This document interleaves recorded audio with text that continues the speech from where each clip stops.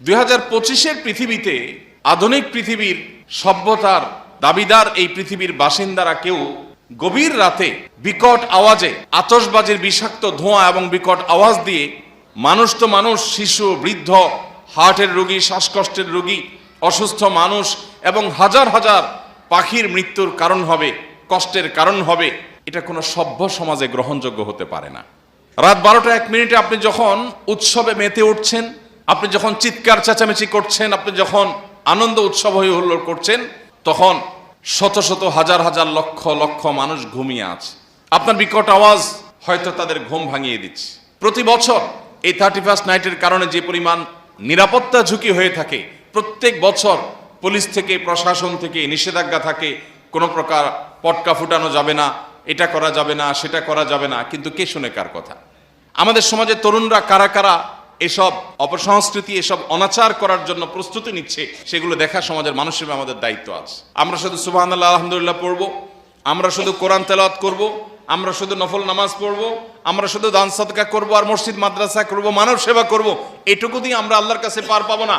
আমার চোখের সামনে অনাচার হচ্ছে, অন্যায় হচ্ছে, অশ্লীলতার বিস্তার হচ্ছে, বেহায়াপনার বিস্তার হচ্ছে, মানুষ এবং পশু পাখির কষ্টের কারণ হচ্ছে, মানুষের জীবন এবং স্বাস্থ্যের ঝুঁকি তৈরি করা হচ্ছে, সেটা দেখার পরও যদি আমার ন্যূনতম দায়িত্বটুকু পালন না করি, তো কিয়ামতের ময়দানে আল্লাহর কাছে আপনাকে আমাকে জবাবদিহি করতে হবে।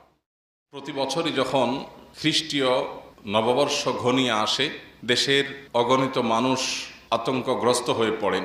খ্রিস্টীয় নববর্ষকে উদযাপনের নাম করে তথাকথিত মুসলমানের সন্তানদের অনেক অনাচার, অনেক স্বেচ্ছাচারী এবং নানাবিধ অপকর্মের কারণে প্রকৃতি, পরিবেশ, স্বাস্থ্য ঝুঁকি, নিরাপত্তার ঝুঁকি, নৈতিকতার অবক্ষয় সহ একসাথে অনেকগুলো আঘাত আমাদের এই সমাজ, আমাদের এই রাষ্ট্র, আমাদের এই পরিবার এবং মানুষের উপরে প্রতিনিয়ত আক্রমণ হতে থাকে, পতিত হতে থাকে। প্রতি বছরই খ্রিস্টীয় নববর্ষ আসলেই সারা দেশের সমস্ত মসজিদগুলো থেকে ওলামা একরাম সচেতন করবার উদ্যোগ গ্রহণ করেন।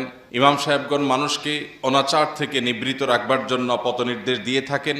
কিন্তু দুর্ভাগ্যজনক সত্য এবং বাস্তবতা হলো, কর্পোরেট ব্যবসায়ীরা তাদের বাণিজ্যিক স্বার্থে, এক শ্রেণীর মিডিয়া তাদের সামান্য হীন পার্থিব স্বার্থ চরিতার্থ করবার জন্য তরুণদেরকে ভোগবাদের নামে উন্মাদনা, উশৃঙ্খলা, মাদক এবং স্বেচ্ছাচারিতা, নানাবিধ অপকর্মের দিকে তারা ঠেলে দেয়, এবং যার ফলশ্রুতিতে দিন যত অতিবাহিত হচ্ছে, আমাদের তরুণদের একটা উল্লেখযোগ্য অংশ, এমনকি কিশোরদের একটা উল্লেখযোগ্য অংশ তারা বিভ্রান্তির পথে পা বাড়াচ্ছে, নৈতিক অবক্ষয় চরমে পৌঁছেছে। আমরা প্রতি বছরই আপনাদেরকে এই সময় আসলে স্মরণ করাবার চেষ্টা করি। নতুন বছরের প্রথম